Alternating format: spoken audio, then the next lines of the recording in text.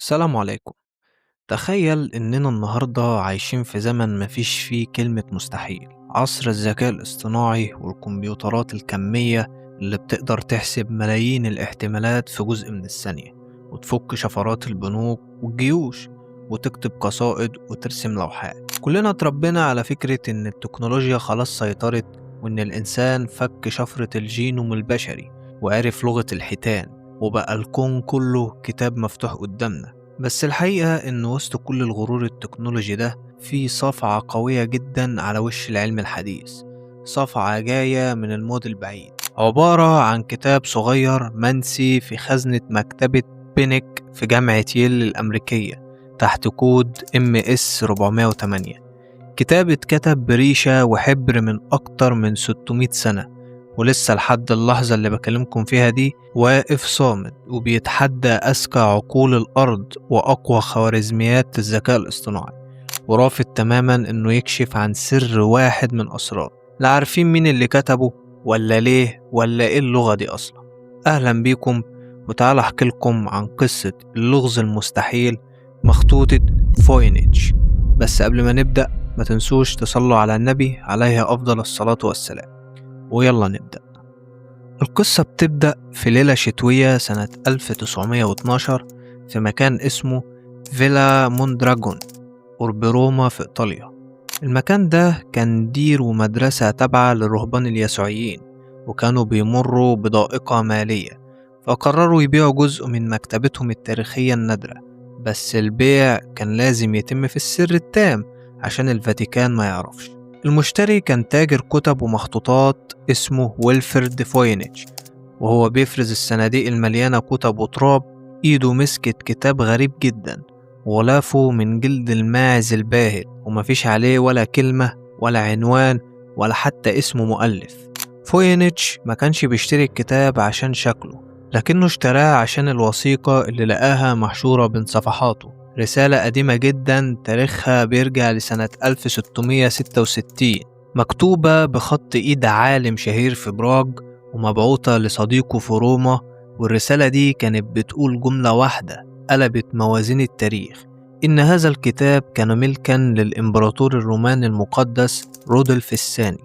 وعشان تفهموا خطورة الجملة دي، رودولف الثاني ده كان معروف بلقب الإمبراطور الساحر، كان مهووس بجمع السحرة والمنجمين والكيميائيين اللي بيدوروا على حجر الفلاسفة.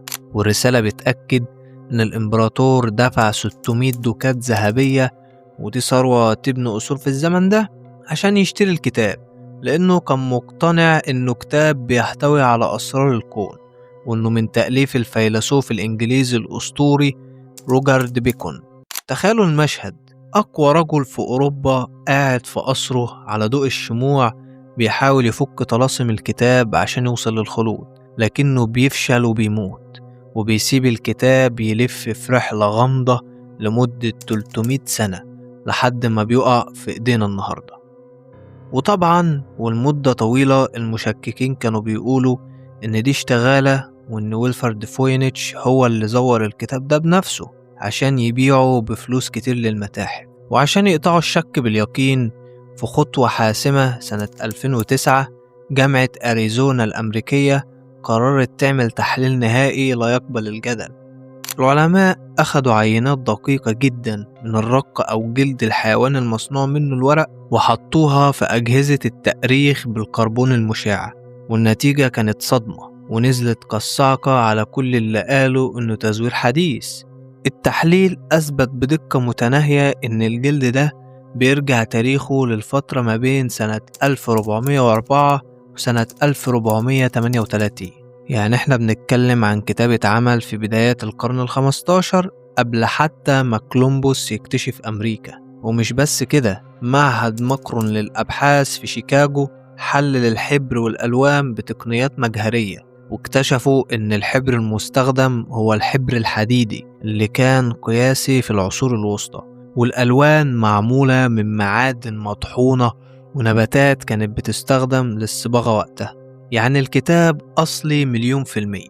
لكن المفاجأة الأكبر والأخطر كشفتها الدكتورة ليزا فاجن ديفيس، خبيرة الخطوط التاريخية، لما عملت دراسة لشكل الحروف اكتشفت إن المخطوطة دي ما كتبهاش شخص واحد. بناء على تغير شكل الحروف وطريقة مسكة الريشة، العلماء حددوا إن في 5 أشخاص مختلفين شاركوا في كتابة المخطوطة دي. المعلومة دي بتغير تفكيرنا تماما. احنا مش قدام ساحر مجنون منعزل في كهف، احنا قدام تنظيم سري أو ورشة عمل اتفقت على نظام تشفير واحد وقسموا الشغل بينهم عشان ينتجوا الكتاب ده لغرض معين ومهم جدا ليهم. لو التاريخ غريب فالمحتوى أغرب بكتير ويخلي العقل يلف. لما تفتح الكتاب وتتفرج على الرسومات، أول حاجة هتصدمك هي قسم النباتات. في 113 رسمة لنباتات ملونة كبيرة وتفاصيلها دقيقة. للمرة الأولى هتحس إنها نباتات عادية، لكن لما علماء النبات التاريخيين فحصوها اكتشفوا كارثة. النباتات دي مش موجودة على كوكب الأرض، أو بمعنى أدق هي نباتات مركبة. يعني الرسام كان بياخد جذر نبات معين ويرسم عليه ساق نبات تاني ويحط عليهم زهرة نبات تالت خالص، وبيعمل كوكتيل نباتي مستحيل بيولوجيا، كأنه فرانكشتاين بس في عالم النبات. السؤال اللي حير العلماء، هل ده كان نوع من التمويه عشان يخفي هوية النبات الحقيقية ويحمي الوصفة الطبية من السرقة، ولا دي نباتات كانت موجودة وانقرضت، ولا يمكن دي نباتات جاية من مكان تاني أو عالم تاني الرسام شافه وسجله؟ بس الرعب الحقيقي والغموض الأكبر بيبدأ لما تقلب الصفحات وتوصل للقسم البيولوجي. هنا بقى بتلاقي رسومات تخليك تتصدم.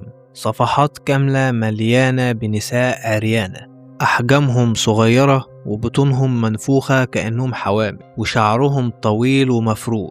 النساء دول بيسبحوا في برك مياه وأحواض لونها أخضر غامق، والمرعب إن البرك دي متوصلة ببعضها عن طريق شبكة معقدة جدا من الأنابيب والمواسير اللي شكلها عضوي كأنها أمعاء أو شرايين داخل جسم كائن عملاق. وبعض الأنابيب دي بتنتهي بفتحات بتشبه رؤوس حيوانات بتضخ سوائل غريبة على النساء دول. المنظر ده خلى ناس كتير تقول إن دي تجارب استنساخ قديمة أو تصوير لتكنولوجيا فضائية أو حتى طقوس سحرية مرعبة. التفسير العلمي الحديث بيقول إن ده غالبا تصوير لمفهوم الطب الخلطي اللي كان سائد في العصور الوسطى، وإن الأنابيب دي بتمثل أعضاء الجسم الداخلية والبرك دي بتمثل الحمامات العلاجية. بس طريقة الرسم بتدي انطباع إننا بنتفرج على عملية تصنيع أو هندسة وراثية بدائية داخل مختبر، مش مجرد حمام سباحة علاجي.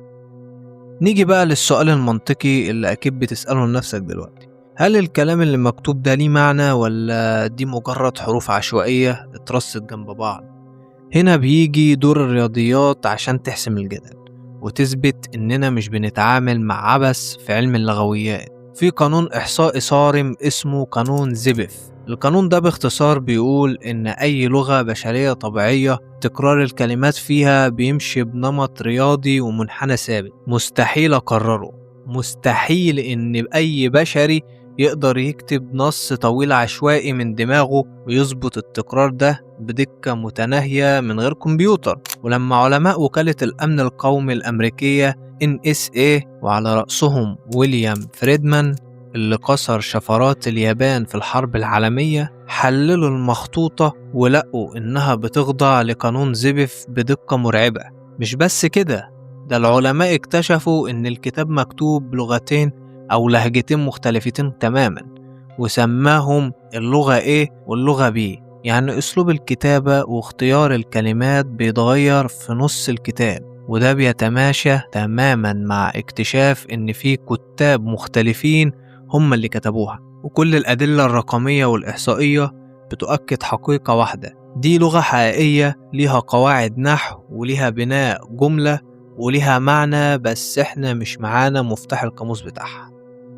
وبعد مئات السنين من الفشل، وبعد ما نظريات قالت إنها لغة الملائكة أو لغة حضارة أطلانتس، ظهرت في السنتين اللي فاتوا 2024 و 2025 نظرية جديدة قلبت الموازين. نظرية بعدت عن الفضائيين وقربت من الواقع الإنساني المؤلم. باحثين زي كيجان بريور من جامعة ماكوار الأسترالية قالوا إن السر بيكمن في النساء. نظرية بتقول إن المخطوطة هي كتاب عن أسرار صحة النساء المحرمة في العصور الوسطى، والمعرفة الطبية الخاصة بالنساء زي الولادة والحمل والإجهاض والأمراض التناسلية كانت بتعتبر تابو ومحرمة. الكنيسة والأطباء الرجال كانوا بيسيطروا على الطب، وأي ست كانت بتمارس العلاج أو عندها معرفة خاصة بالأعشاب كانت فورا بتتهم بالسحر والشعوذة وبتتحرق.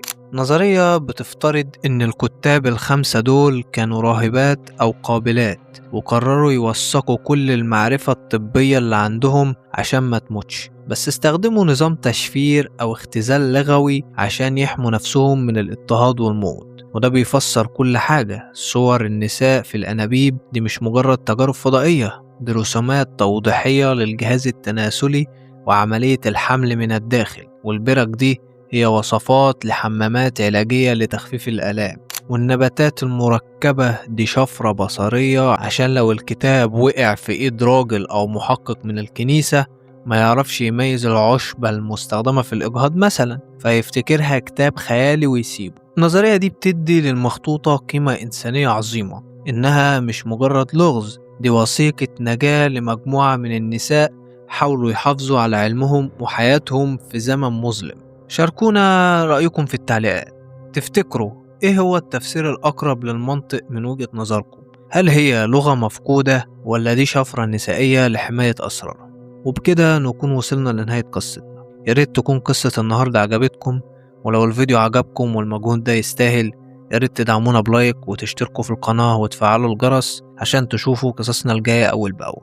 ولو بتشوفونا من على صفحة الفيسبوك ما تنسوش تعملوا لايك ومتابعة للصفحة، واشوفكم الفيديو الجاي وسلام.